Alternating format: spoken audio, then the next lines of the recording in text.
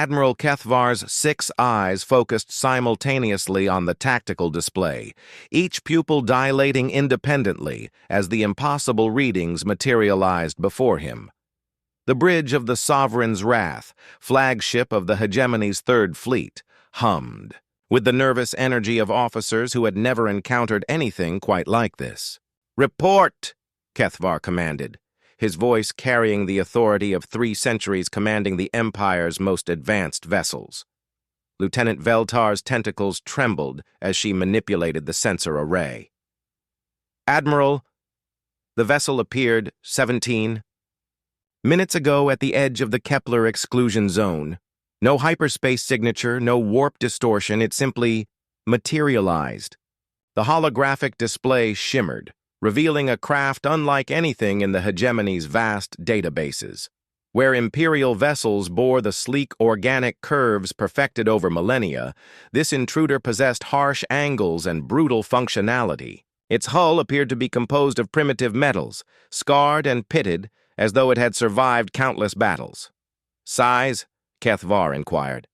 "Approximately 1,200 meters in length, Admiral.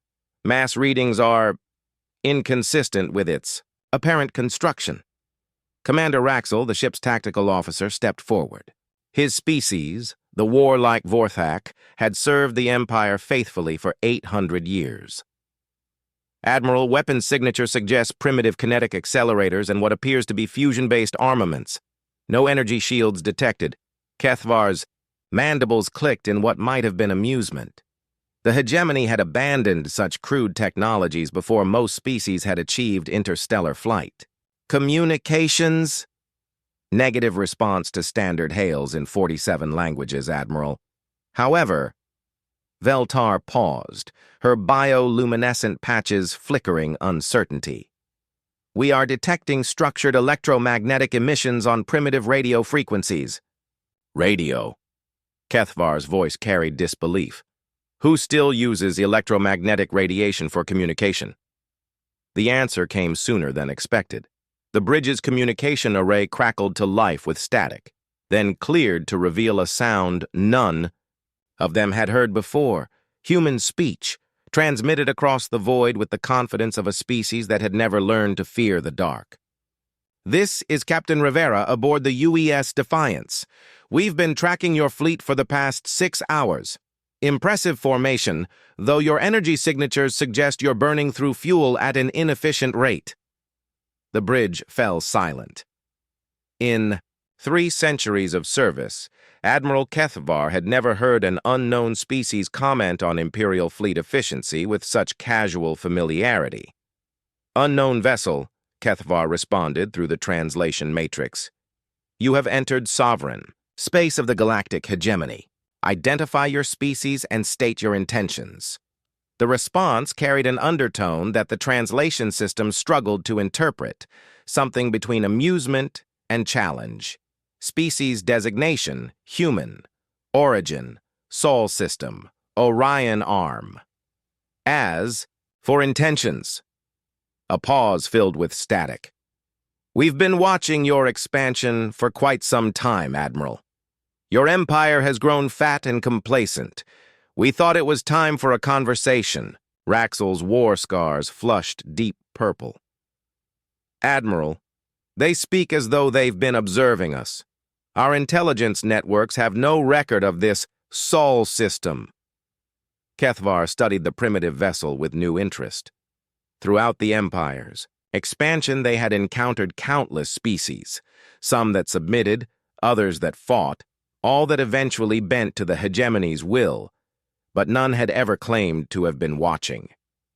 "Captain Rivera," Kethvar said carefully, "you command a single vessel against the might of the Imperial Third Fleet. What conversation could you possibly wish to have?" The human's laughter transmitted clearly across the void, a sound that somehow managed to chill the blood of species from a dozen different worlds. "Admiral, that's where you're wrong. I don't command a single vessel." The tactical display suddenly erupted with new contacts, dozens of them appearing from seemingly empty space. "I command the advanced scout of humanity's first expeditionary fleet, and we've come to discuss the future of your empire." The tactical board resembled a constellation of malevolent stars. 37 contacts had materialized within weapons range, each matching the bizarre construction of the original vessel. Admiral Kethvar's composite mind processed the implications with mechanical precision while his organic instincts screamed warnings. "Cloaking technology?" Commander Raxel's voice carried the strain of a warrior facing an unknown enemy. "Negative," Lieutenant Veltar reported, her bioluminescent patches pulsing rapid calculations. "No energy signatures consistent with known stealth systems. It's as though they were waiting." Captain Rivera's voice cut through their analysis. "Impressive reaction time, Admiral. Your ships moved to defensive formation in under 40 seconds. The hegemony's reputation for military efficiency appears well earned." Kethavar's mandibles ground together. This human spoke with the casual confidence of someone reviewing training exercises, not facing down the Empire's finest fleet. "How long have you been monitoring our operations?" "Long enough to learn your tactical doctrines, Admiral. Long enough to understand how your empire functions." Rivera's tone shifted, becoming more serious. "Long enough to know that the hegemony's expansion has left a trail of conquered worlds and broken species in its wake." The accusation hung in the recycled air of the bridge. Around the galaxy, the Empire's subject species provided resources, labor, and military service in exchange for protection and technological advancement. It was a system that had brought peace and prosperity to thousands of worlds. "The hegemony brings order to chaos," Kethvar replied, invoking the Empire's fundamental doctrine.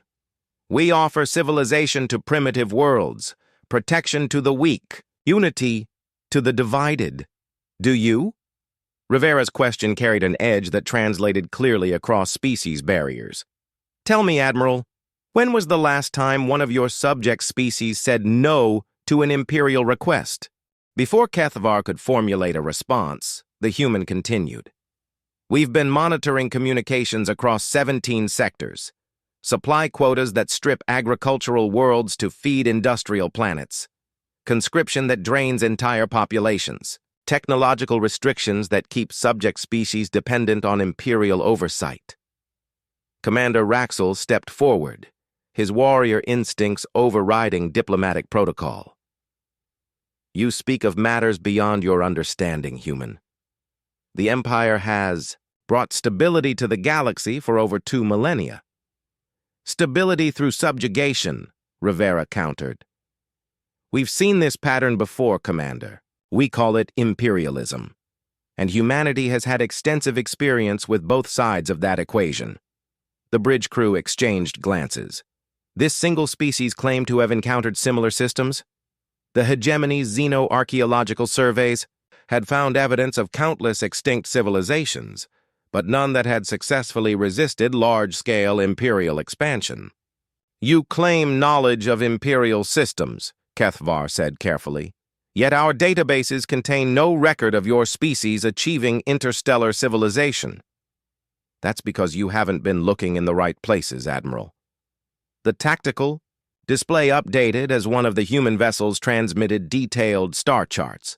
"The Sol system lies in what you classify as the sterile zone, a region your surveys marked as containing no habitable worlds or strategic resources." Lieutenant Veltar's tentacles danced across her console. "Admiral, these charts show detailed mapping of over 300 systems in the sterile zone. 17 contain inhabited worlds. 6 show evidence of advanced industrial civilization." The implication struck the bridge crew like a physical blow. The Empire's expansion had been guided by comprehensive surveys identifying resource-rich systems and habitable worlds.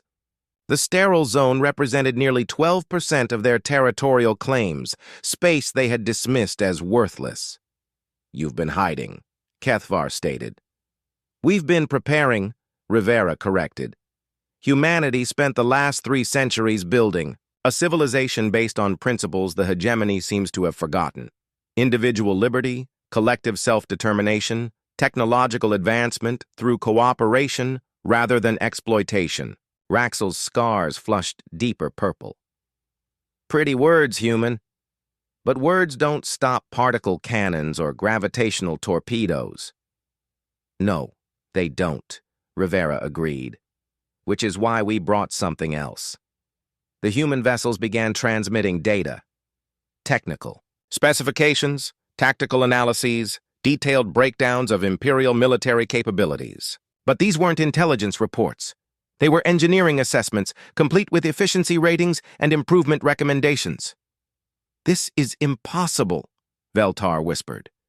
"These specifications are classified at the highest levels." "Not anymore," Rivera said. "Admiral, your ships are marvels of engineering, but they're also monuments to Imperial arrogance. You've optimized for conquest, not survival. For overwhelming lesser civilizations, not facing equals." Kethvar studied the transmitted data with growing unease. The human analysis was thorough, accurate, and deeply unsettling. They had identified 17 critical vulnerabilities in Imperial ship design, weaknesses that had never mattered because the Empire had never faced organized resistance. "What do you want?" Kethvar asked. Rivera's answer would echo across the galaxy for generations. "We want to give your subject species a choice." The silence stretched across space and species as Captain Rivera's words settled into the collective consciousness of the Imperial bridge crew. Admiral Kethvar felt the familiar weight of command pressing down upon his carapace, but now it carried an unfamiliar burden: uncertainty. "Elaborate," Kethvar commanded, his voice maintaining the authority of centuries while his mind raced through tactical possibilities. "It's simple, Admiral. Every species in your empire joined through conquest or coercion. We're offering them a third option, genuine choice." Rivera's transmission carried crystalline clarity, starting with your own crew. The bridge erupted in shocked chittering and bioluminescent flashes of alarm. Commander Raxel's battle scars flushed combat-ready crimson. "Admiral, they're attempting to foment rebellion within our own ranks." "Are we?" Rivera's tone carried genuine curiosity. "Tell me, Commander, what species serves aboard your flagship?" Raxel's massive frame tensed. "The crew of the Sovereign's Wrath represents 14 species from across the Empire, united in service to the hegemony." "United," Rivera repeated slowly. "Lieutenant Veltar, isn't it? Your species, the Kitharan. When did they join the Empire?" "Veltar's." Tentacles froze above her console. She glanced nervously at Admiral Kethvar before responding. "The Kitharan Collective integrated with the hegemony 237 years ago." Integrated. Interesting word choice. Rivera's voice carried no malice, only patient inquiry. "What were the terms of integration?" "Captain Rivera," Kethvar interjected, "you will not interrogate my officers." "I'm not interrogating anyone, Admiral. I'm simply asking questions that apparently haven't been asked in over 2 centuries. The tactical display updated with new information, historical records, treaty documents, economic data. "Lieutenant Veltar, according to these Imperial archives, the Kitharan Collective chose integration after the hegemony's fleet demonstrated its capabilities by glassing 3 of your agricultural moons. Would you call that a free choice?" Veltar's bioluminescent patches dimmed to almost nothing. Around the bridge, other non-human crew members shifted uncomfortably as similar historical records appeared for their respective species. "The Empire offered protection and advancement," Commander Raxel growled. "Every species benefited from Imperial technology and order. Did they?" One of the human vessels transmitted detailed economic analyses. "Chief Petty Officer Morden, your people, the Zelkari, were renowned shipbuilders before joining the Empire. What do they build now?" The insectoid communications officer's mandibles clicked nervously. We serve in technical support roles throughout the fleet, supporting ships designed by Imperial engineers, using Imperial specifications, built in Imperial shipyards." Rivera's voice carried gentle sadness. What happened to Zelkari shipbuilding traditions? They were deemed inefficient compared to standardized imperial designs, Morden admitted quietly. The pattern became clear as Rivera systematically addressed each species represented on the bridge. The Catharan, master biotechnologists, now served as censor, operators using imperial equipment. The Vorthak, once proud warriors, fought exclusively using imperial tactics and weapons. The hegemony hadn't just conquered these species, it had systematically erased their cultural and technological independence. "This is sedition," Kethvar declared, but his words lacked their usual force. "This is education," Rivera countered. "Admiral, your empire has achieved something remarkable, a galactic civilization spanning thousands of worlds. But you built it on a foundation of cultural genocide. Every species that joins the hegemony loses what made them unique. We brought unity." Kethvar's voice carried centuries of conviction. "Before the Empire, these species warred amongst themselves, struggled with primitive technologies, lived in chaos." "Some did," Rivera agreed. "Others thrived in their own ways. The question is, shouldn't that be their choice to make?" The human fleet began broadcasting on multiple frequencies, not to the Imperial ships, but beyond them, toward the inhabited systems in nearby sectors. The transmissions carried something the Empire had never offered, an alternative. "To all peoples of the hegemony," Rivera's voice echoed across a dozen star systems. "Humanity offers you a choice. Not conquest disguised as protection, not integration that erases your identity, true partnership between equals." Admiral Kethvar watched his tactical display as response signals began appearing throughout the sector. At first, a few scattered acknowledgments, then dozens, then hundreds. Entire systems were responding to the human transmission with increasing frequency and enthusiasm. "You're starting a rebellion," Kethvar stated with growing alarm. "We're starting a conversation," Rivera corrected. "For the first time in Imperial history, your subject species are being asked what they want instead of being told what they need." The communication array crackled with incoming transmissions from across the sector. Planetary governors requesting clarification, system defense commanders asking for orders. Mining colonies and agricultural worlds all demanding to know what the humans meant by genuine choice. But most disturbing of all were the transmissions from individual ships within Kethvar's own fleet. Crew members of subject species quietly requesting permission to hear more of what the humans had to say. Commander Raxel moved toward the weapons console. "Admiral, we should demonstrate Imperial strength, destroy the lead vessel, and prove their point about Imperial responses to dissent." Kethvar's composite mind calculated rapidly. "Commander, stand down." "Then what do you propose, Admiral?" Raxel demanded. Kethvar studied the impossible situation before him. A single human fleet had accomplished what no enemy of the Empire had ever managed. They had made the hegemony's own subjects question their loyalty. Not through conquest or coercion, but through the simple act of offering choice. "Captain Rivera," Kethvar said finally, "you claim to offer partnership. What does that look like?" Rivera's response would reshape the galactic order. "Let me show you." Captain Rivera's words hung in the vacuum between fleets like a challenge to the fundamental order of the galaxy. Admiral Kethvar felt the weight of Imperial doctrine pressing against an uncomfortable truth. In 3 centuries of command, he had never asked his own crew what they wanted. "Transmitting now," Rivera announced. The tactical displays throughout. The Imperial fleet updated simultaneously with data streams unlike anything in their databases. Not military specifications or territorial claims, but something far more dangerous, proof of concept.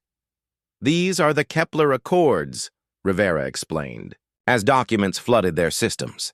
"Treaties signed between humanity and 17 species in the sterile zone. Not conquest agreements or integration protocols, genuine partnerships between sovereign civilizations." Lieutenant Veltar's tentacles moved frantically across her. Console. Admiral, these are detailed governmental structures, trade agreements, technological exchange programs. Her bioluminescent patches flickered with confusion. They're all voluntary associations. Impossible, Commander Raxel snarled. No civilization can maintain order without hierarchical control. Commander, Rivera's voice carried patient amusement. Your own people believed that once. The Vorthak Empire conquered half your galactic arm before the hegemony arrived. How did that work out? Raxel's scarred hide flushed deep purple, but he remained silent. Everyone aboard knew the history. The Vorthak Empire had collapsed into civil war precisely because they had tried to maintain control through force alone. The data streams continued, painting a picture of civilization that challenged every imperial assumption.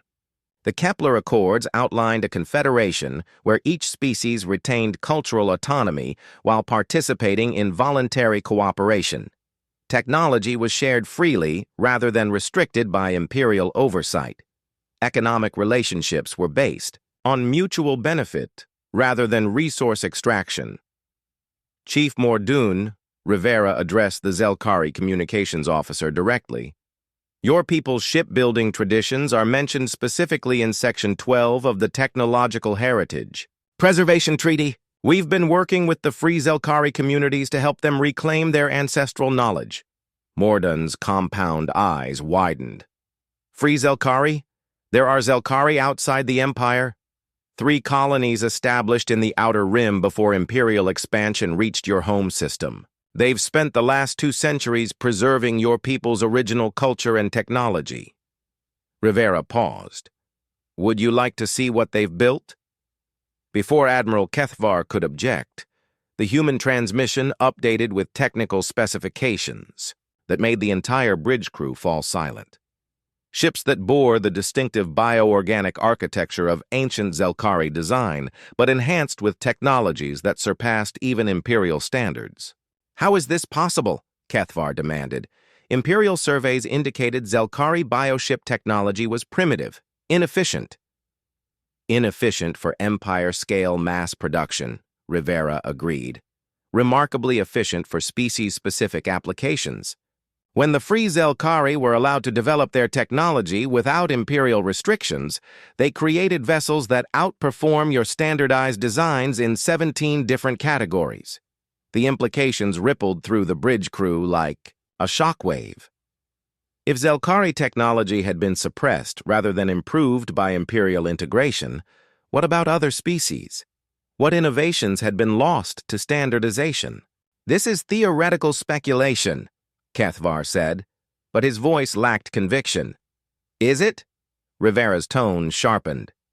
Lieutenant Veltar, your sensor array is currently operating at 63% efficiency because it's designed for 14 different species' sensory capabilities.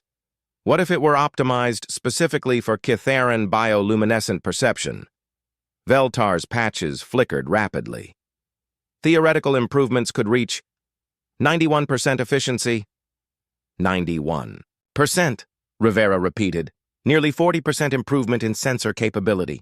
How many Imperial lives could be saved with 40% better early warning systems?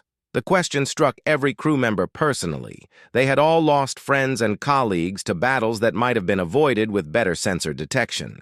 The Empire's standardization wasn't just suppressing cultural identity, it was costing lives. Even if your theories are correct, Commander Raxel growled, the Empire provides stability. Without central authority, the galaxy would descend into chaos. Would it? The tactical display updated with current status reports from Kepler Accord systems. 17 species, 43 star systems, over 200 inhabited worlds. No central government, no unified military command, no standardized anything. Rivera paused for effect. 0 interspecies conflicts in the past 50 years. The bridge fell silent as crew members absorbed the implications. The Empire justified its authoritarian structure by pointing to the chaos that would supposedly result from independence. Yet here was proof that voluntary cooperation could achieve stability without coercion. How? Kethvar asked quietly. By treating every species as equals rather than subjects, Rivera replied. By understanding that diversity isn't a problem to be solved through standardization, it's a strength to be cultivated through cooperation. The communication array suddenly crackled with an incoming priority transmission from Imperial Command. The holographic image of Grand Admiral Nexus Tar materialized above the bridge, his ancient hegemony features carved from stone and authority. Admiral Kethvar, you will cease communication with the unknown vessels immediately and destroy them. This is a direct order from Imperial Command. But before Kethvar could respond, another voice cut through the transmission. Captain Rivera, somehow having infiltrated their secured command channel. Grand Admiral, this is Captain Rivera. We've been monitoring your communications for some time. Every order you've given in the past 72 hours has been based on maintaining Imperial control rather than ensuring the safety of your citizens. Perhaps it's time we had a conversation about leadership as well as liberty. The holographic image flickered and distorted as the humans demonstrated their ability to manipulate Imperial communications at will. When it stabilized, Grand Admiral Nexus Tar's expression had changed from authority to barely controlled alarm. Impossible, he whispered. Our communications are quantum encrypted with bio-neural authentication. Rivera's laughter carried across the void with unnerving warmth. Grand Admiral, you're thinking like an empire. We're thinking like humans. There's a difference. What difference? Kethvar found himself asking. Rivera's answer would echo across the galaxy for centuries to come. Empires build systems to control. Humans build systems to liberate. Grand Admiral Nexus Tar's holographic image flickered with barely contained rage as the implications of the human communication breach settled across the Imperial fleet. 3 millennia of hegemony supremacy had never faced a challenge to their fundamental technological assumptions. Admiral Kethvar, Nexus Tar commanded, his ancient voice carrying the weight of absolute authority.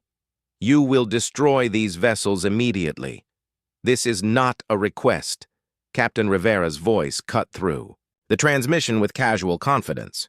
Grand Admiral, before you order the destruction of peaceful ambassadors, perhaps you should review what we've been broadcasting to your subject species. The tactical displays updated with transmission logs showing the scope of human communications. Across 17 sectors, inhabited worlds were receiving detailed information about the Kepler Accords, the free colonies, and most dangerously, the simple question, what do you choose? You're fomenting rebellion across the Empire, Nexus Tar accused. We're offering education, Rivera corrected. There's a difference. Rebellions are born from oppression. Education leads to informed decisions. Admiral Kethvar watched his own crew as they processed the incoming data. Lieutenant Veltar's bioluminescent patches pulsed with calculations that had nothing to do with sensor readings. Chief Morden's mandibles clicked in the rhythm his people used for deep contemplation. Even Commander Raxel, the most loyal Imperial, Officer Kethvar had ever served with, stared at the specifications for Vorthak military units operating under Kepler Accord principles. Admiral, Veltar said quietly, incoming transmissions from the Kitharan home system. They're requesting clarification of their integration treaty. Denied, Nexus Tar commanded before Kethvar could respond. All communications with subject worlds are suspended pending resolution of this terrorist incident. Terrorist? Rivera's tone carried genuine surprise. Grand Admiral, we haven't fired a single shot. We haven't threatened any Imperial vessel. We've simply shared information and asked questions. If that qualifies as terrorism in your empire, perhaps that says more about the empire than about us. The communication array erupted with incoming signals as word of the confrontation spread throughout the sector, not just from Imperial worlds, but from free colonies in the sterile zone, from hidden settlements that had somehow escaped Imperial notice. from refugee populations that had fled Imperial expansion. Admiral Kethvar, came a transmission in the ancient Zelkari harmonic language. This is Shipmaster Kolvana of the Free Zelkari vessel Songs of Home. We offer sanctuary to any of our people who choose to leave Imperial service. Similar offers began flooding the communication channels.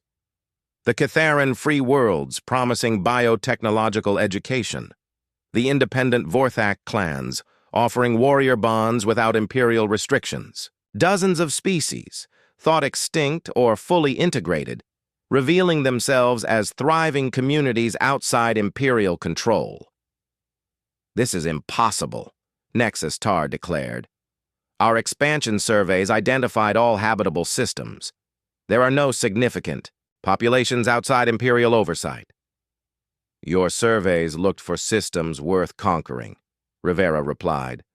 You never looked for systems worth hiding in. The galaxy is vast, Grand Admiral, larger than any empire can truly control. Commander. Raxel stepped forward, his massive frame trembling with internal conflict. Admiral, request permission to address the fleet. Kethvar nodded, curious what his most trusted officer would say. Imperial vessels, this is Commander Raxel of the Sovereign's Wrath. His voice carried across the fleet communication channels. I have served the Empire for 47 years. I believed in Imperial order, Imperial justice, Imperial strength. He paused, scarred hide shifting through colors of uncertainty. But I have never been asked what I believed.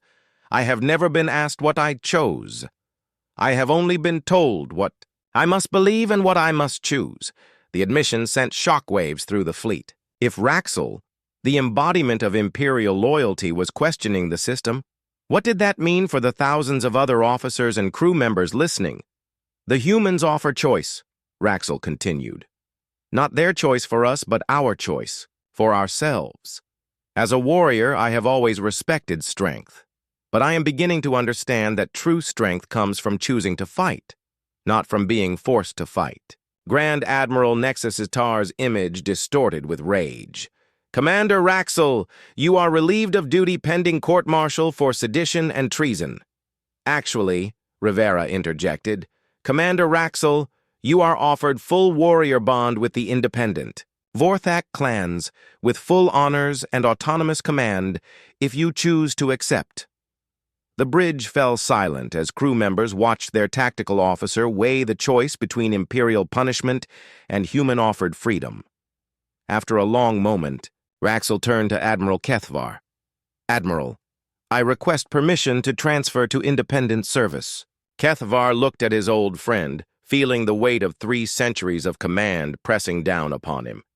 In all that time, he had given orders and expected obedience. He had never considered that obedience freely given might be more valuable than obedience demanded. Permission granted, Kethvar said quietly. Admiral Kethvar, Nexus Tar's voice cracked like a whip. You are hereby relieved of command. The Empire will not tolerate this betrayal. What Empire? Kethvar asked, surprising himself with the question.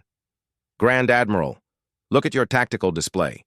Count the ships requesting transfer to independent service. Count the worlds demanding renegotiation of their integration treaties. Count the species discovering they have choices beyond Imperial submission. The holographic display updated with real-time data showing the cascade effect across Imperial space.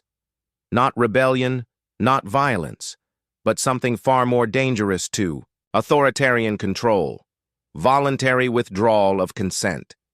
The Empire is more than individual choice, Nexus Tar declared desperately. The Empire is order. The Empire is civilization. Captain Rivera's final transmission would be remembered as the moment galactic civilization transformed forever. Grand Admiral, civilization isn't something imposed from above. It's something built together by equals. And today, for the first time in Imperial history, your people get to choose which kind of civilization they want to live in. Across the fleet, across the sector, across the Empire itself, beings of 100 different species faced the same question. What do you choose? The answer would reshape the galaxy. The holographic display in Admiral Kethvar's ready room painted a picture of transformation that 3 centuries of Imperial service had never prepared him to comprehend. Across 17 sectors, the cascade of choice was accelerating beyond anyone's ability to control or contain. Captain Rivera materialized as a hologram beside the tactical display, her human features carrying the weight of someone who understood the magnitude of what they had unleashed. "Admiral, I thought you should see the full scope of what's happening." The data streams were staggering. 47 star systems had formally requested renegotiation of their Imperial integration treaties. 12 major industrial worlds had suspended resource shipments pending establishment of voluntary trade agreements. 6 entire fleet detachments had declared themselves independent, offering their services to protect worlds choosing to leave Imperial control.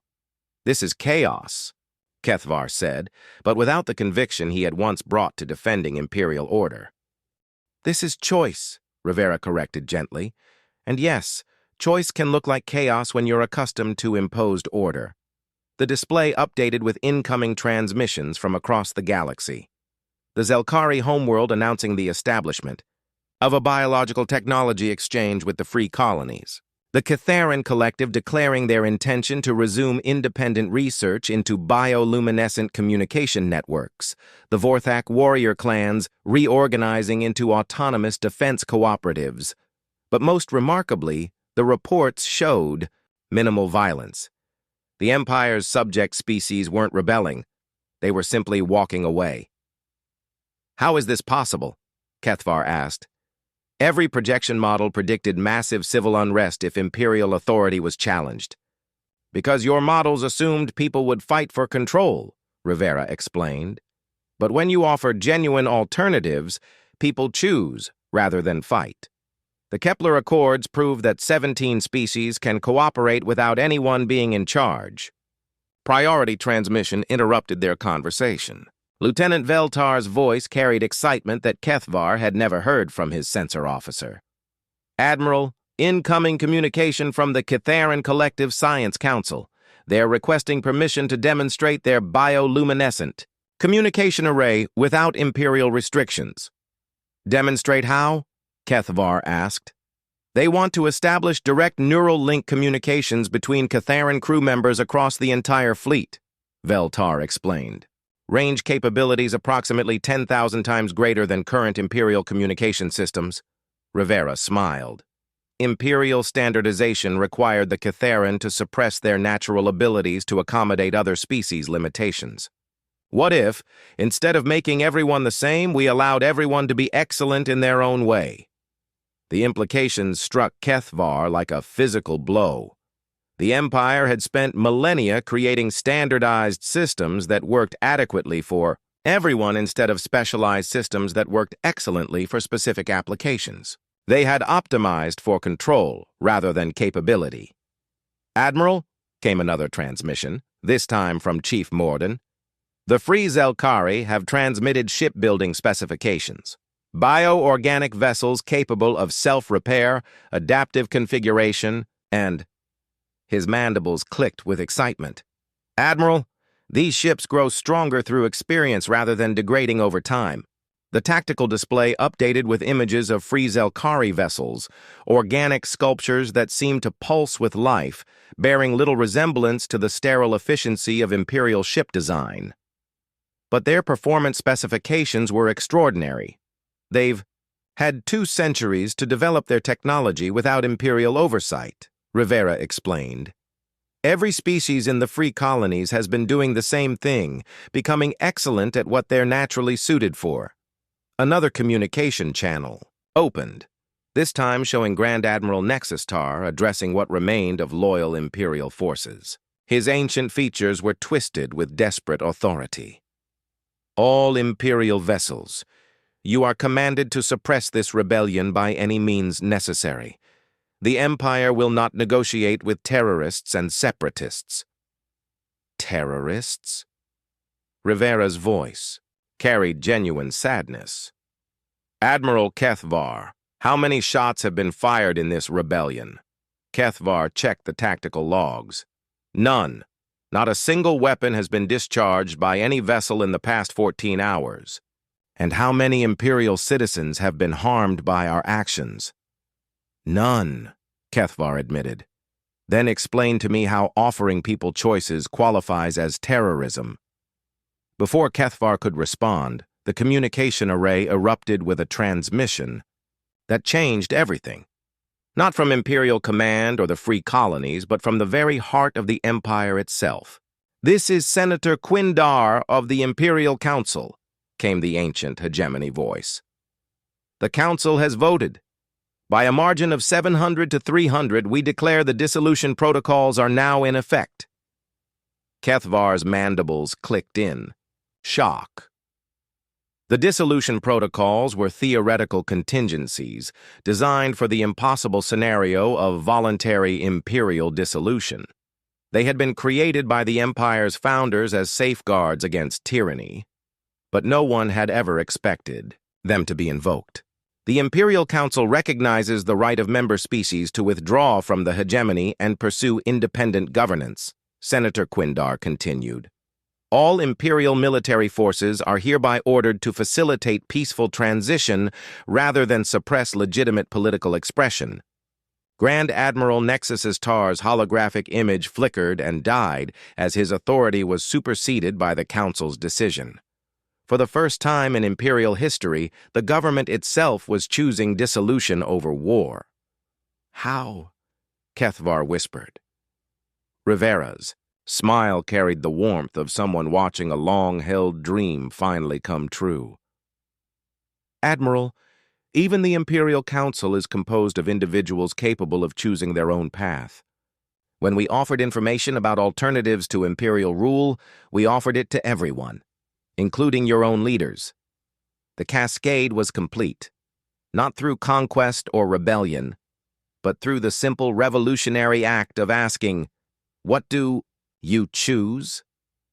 Across the galaxy, 1,000,000,000,000 beings of 100 species were discovering for the first time in their lives that they had the power to answer that question for themselves. The Empire was ending not with violence, but with the most dangerous force in the universe, voluntary change. 6 months after the dissolution, Admiral Kethvar stood on the observation deck of the research station New Convergence, watching ships of a dozen different designs work together to construct humanity's gift to the galaxy, a neutral meeting place where sovereign species could gather as equals. The vista before him would have been impossible under Imperial rule. Zelkari bioships pulsed with organic life as they grew structural components from living coral steel. Catharan vessels communicated through spectacular light displays that painted the void in cascades of meaning. Vorthak warrior ships moved. With predatory grace, their crews finally free to fight for causes they believed in rather than orders they had been given. And threading through it all, human vessels that looked exactly as primitive and functional as they had 6 months ago, yet somehow seemed more impressive now that Kethvar understood their true purpose. They hadn't been built to conquer or intimidate, but to liberate and inspire. Beautiful, isn't it?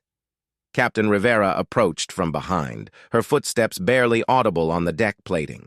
The human looked older than when they had first met, bearing the weight of someone who had helped reshape galactic civilization. "Chaotic," Kethvar replied, but without criticism. "Every ship follows different protocols, different designs, different operational philosophies. And yet they're working together better than any Imperial fleet ever did," Rivera observed. "Funny how that works." The tactical display updated with progress reports from across the construction site. The space station taking shape before them would serve as the headquarters for the Galactic Cooperation Council, not a government, but a forum where independent species could coordinate voluntary mutual aid. "Status report from the Hegemony Remnant," Kethvar said, reading from his personal communicator. "They're requesting membership in the council." Rivera raised an eyebrow. "Even your own people want to join the system they once ruled?" Former Grand Admiral Nexus was removed from power by the Hegemony Parliament 3 months ago, Kethvar explained. They've established what they call a participatory republic and are requesting technical assistance from the free colonies to help them transition from authoritarian rule to cooperative governance. The irony wasn't lost on either of them. The species that had built the greatest empire in galactic history was now asking for help learning how to be free. "What about you, Admiral?" Rivera asked. "Any regrets about choosing dissolution over duty?" HFY considered the question as he watched a Catharan engineering team coordinate with human construction crews through bioluminescent signals that had been translated into holographic displays. 6 months ago, such cooperation would have been impossible. Imperial standardization would have required both species to use the same inadequate communication protocols. "I spent 3 centuries enforcing order," HFY said finally. "I thought order meant everyone following the same, rules using the same systems, serving the same purposes. But watching this," he gestured at the construction site where 17 species worked together despite following completely different approaches. "I'm beginning to understand that true order comes from voluntary cooperation, not imposed compliance." A communication alert chimed on Rivera's personal device. She checked it and smiled. "Speaking of cooperation, we just received confirmation from the Exploration Council. The joint human-Zelkari deep space mission has made contact with 3 previously unknown species in the Outer Rim. All 3 have expressed interest in joining the cooperative rather than being conquered." "How many does that make?" HFY asked. 43 species, 217 star systems, over 600 inhabited worlds," Rivera replied. "Larger than the Empire ever was, and growing every month. The difference is they're joining because they want to, not because they have to." The observation deck's main display activated, showing transmissions from across the galaxy. Former Imperial worlds reporting unprecedented technological advances as their scientists were finally free to pursue research without bureaucratic oversight. Trade agreements being negotiated between species that had never been allowed to interact. Directly under Imperial rule, cultural exchange programs that were reviving art forms and philosophies that had been suppressed for centuries. "There," Rivera pointed at a particular transmission. "The Andorian Research Collective just announced a breakthrough in quantum communication. They've developed a system that allows instantaneous information transfer across galactic distances." "Instantaneous?" HFY's mandibles clicked with interest. "The Empire's best quantum communicators had a maximum range of 50 light-years. The Empire's quantum communicators were built to Imperial specifications, designed to work adequately for all species," Rivera explained. "The Andorians built theirs specifically for Andorian psychic abilities. When you optimize for excellence instead of standardization, you get results like this." Another transmission caught HFY's attention, a joint announcement from the former Imperial core worlds. "They're establishing the Mutual Defense Network," he read. "Former Imperial military units reorganizing as voluntary peacekeeping forces. Your old friend, Commander Raxel, is coordinating that project," Rivera said with a smile. "Turns out Vorthak, military traditions work much better when warriors are fighting to protect homes they've chosen rather than territory they've been assigned. The transformation was so complete, so successful, that HFY sometimes wondered if it had all been inevitable. Had the Empire's dissolution been waiting to happen, needing only someone to ask the right questions? "Captain," he said, "there's something I've been curious about. You said humanity had experience with both sides of imperialism. What did you mean?" Rivera's expression grew thoughtful. "We spent most of our early history building empires, conquering our neighbors, imposing our will, convinced that our way was the only way. We nearly destroyed ourselves several times before we learned that diversity is stronger than uniformity, that cooperation is more effective than conquest. And you applied those lessons to galactic civilization?" "We offered them," Rivera corrected. "The choice to apply them was yours to make." A final transmission appeared on the display, a message from the deepest regions of space, where human exploration vessels had been mapping systems beyond the old Imperial borders. The message was simple but profound. We are not alone. Evidence of advanced civilizations beyond the galaxy, species that had been watching the Empire's rise and fall with interest, species that had chosen not to make contact with an authoritarian regime, but were now eager to meet the representatives of a truly cooperative galactic community. "It seems our transformation has been noticed," Kethvar observed. Rivera nodded, her expression carrying the weight of infinite possibility. "The galaxy is vast, Admiral, larger than any empire could ever control, richer than any conquest could ever claim. But maybe, just maybe, it's small enough for cooperation to embrace."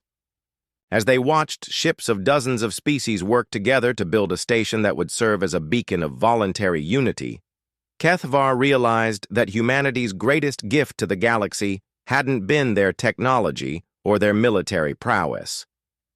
Had been a simple question that changed everything. What do you choose?